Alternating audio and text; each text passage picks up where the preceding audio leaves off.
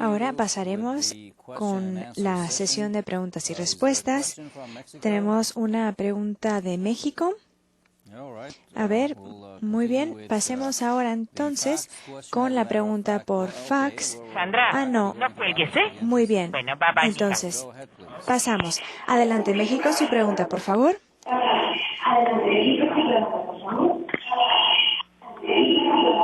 We seem to be having some interference with the question.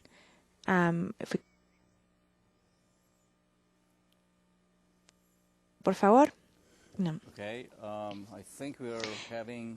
Creo que tuvimos una dificultad técnica, entonces pasamos con nuestra pregunta por fax de Cuba. Muy bien. Esta es una pregunta que dice lo siguiente. El trabajar desde el hogar está borrando entonces ahora la línea divisoria tradicional entre el trabajo y la familia.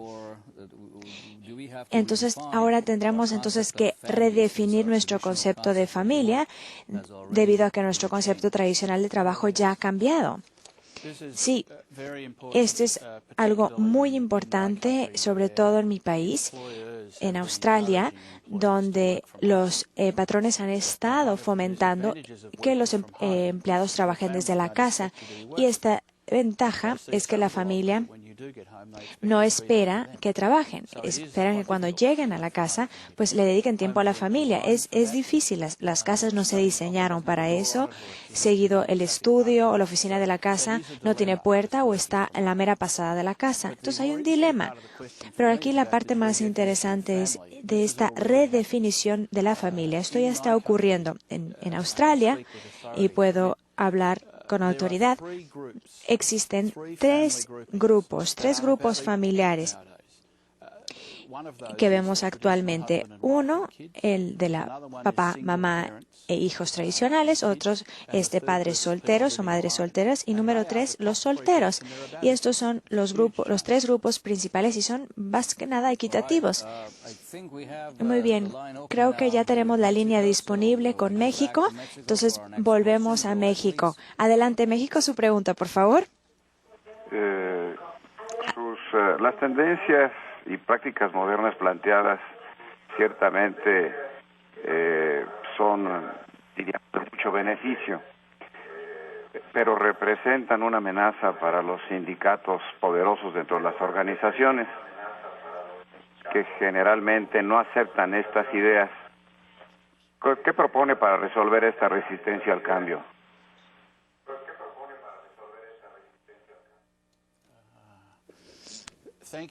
Gracias por traer una pregunta muy importante a colación en cuanto al asunto de los sindicatos.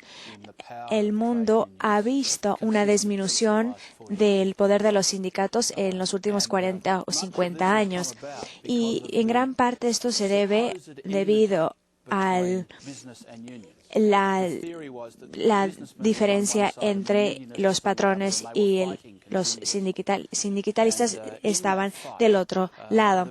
Y en esta lucha, los patrones, claro que han ganado claramente, pero esto no le resta la importancia de organizar la fuerza de trabajo.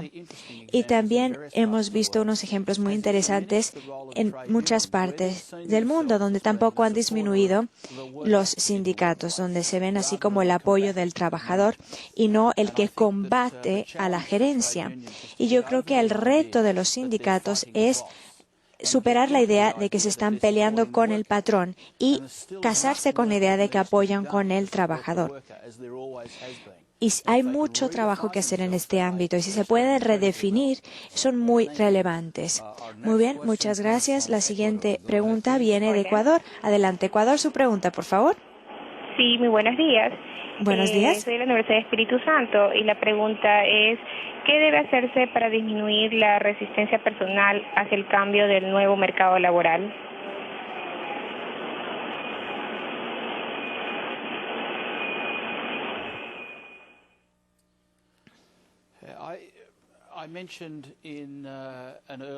Mencioné en el primer módulo el día de hoy lo de la brasilinización del mundo del autor Beck. Y él habla de las dos categorías que se ven amenazadas. Y yo creo que es el miedo de estar en una de estas dos categorías, ya sea los trabajadores pobres o los desempleados. Es ese miedo que lleva gran parte de la resistencia.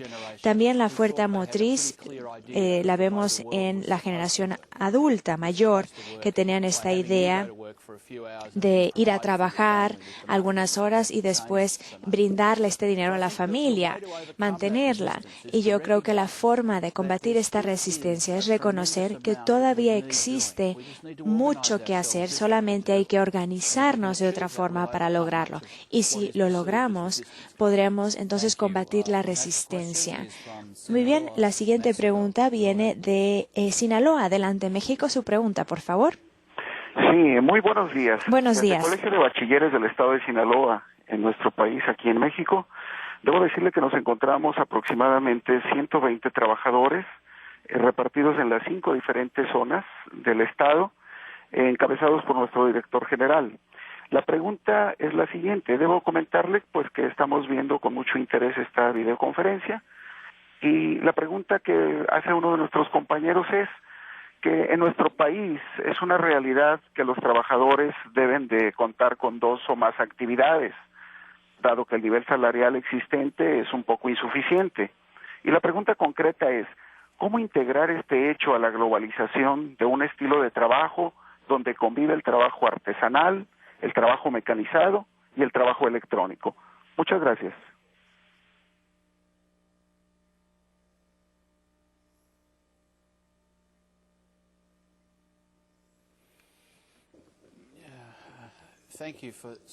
Gracias por estas preguntas tan profundas realmente. Me dejan la oportunidad de hablar acerca del rol de los gobiernos en todo esto. Yo sugerí en mi presentación que como se ha hecho tanto trabajo en países como México y estos trabajos se siguen haciendo dentro del país, entonces hay que examinar lo que funciona dentro del país. Y los que pueden hacer esto de una forma más precisa, bueno, son los representantes del gobierno. Y esto es cómo se organizan para trabajar para la gente local. Existe una miríada de cosas que se pueden hacer. Algunos tienen, resguardos sociales que se aseguran de que las personas que se ven desamparadas del ambiente de trabajo se ven protegidos. Otras tienen, legislación de salario mínimo. Yo pienso que es muy difícil para que las personas individuales y que las organizaciones individuales hagan funcionar estas cosas, a menos de que todo el país piense así. Pero en aquellos países donde hemos visto resultados, sí se ha visto un cambio poco a poco en cuanto a excluir a esas personas, de esas personas que tradicionalmente se verían excluidas del trabajo. Bueno, vamos a Veracruz. Adelante. México, su pregunta, por favor.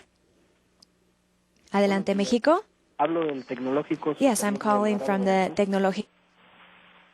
La pregunta es la siguiente.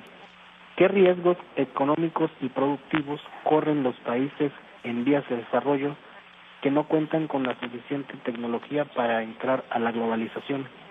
Gracias.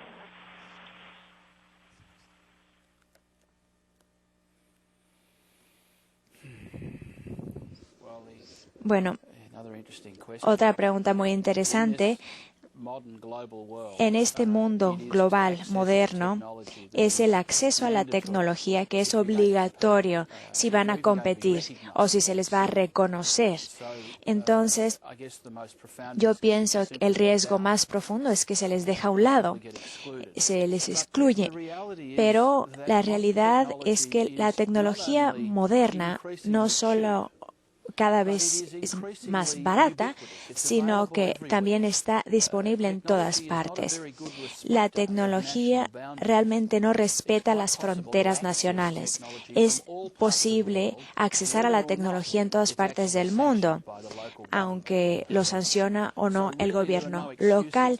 Entonces, realmente hoy en día no hay excusa para que se vean excluidos del acceso tecnológico, como lo demuestra este programa, tener acceso. Es barato, pero el gasto es el entrenamiento. La siguiente pregunta viene de Lima. Adelante, Perú. Su pregunta, por favor.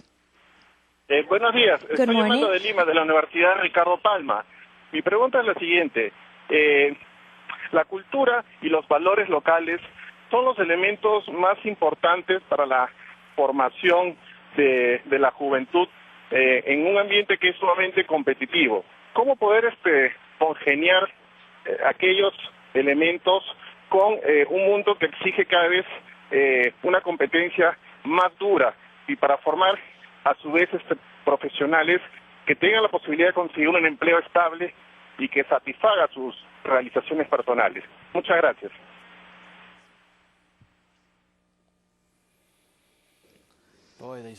Bueno, estas son excelentes preguntas, de verdad. Yo pienso que uno de los errores más grandes que han hecho los países alrededor del mundo en años recientes es decir, tenemos que ser competitivos a toda costa. Y lo que han descubierto es que si lo dicen y tratan de lograrlo, pueden parecer competitivos, pero después las cosas cambian. Llega otro país que lo quiere hacer más barato o ofrecen otra cosa y después se ven ustedes al margen. Entonces yo creo que la respuesta es no olvidar la importancia de la cultura local y esto tiene que funcionar para su gente, tiene que funcionar para sus jóvenes, sus adultos y la persona mayor que va a depender del trabajo de los jóvenes. Entonces, si empieza a inmiscuirse en este mundo de competitividad, se va a ver al margen. Hay que combinar lo global con lo local. Es una pregunta muy difícil.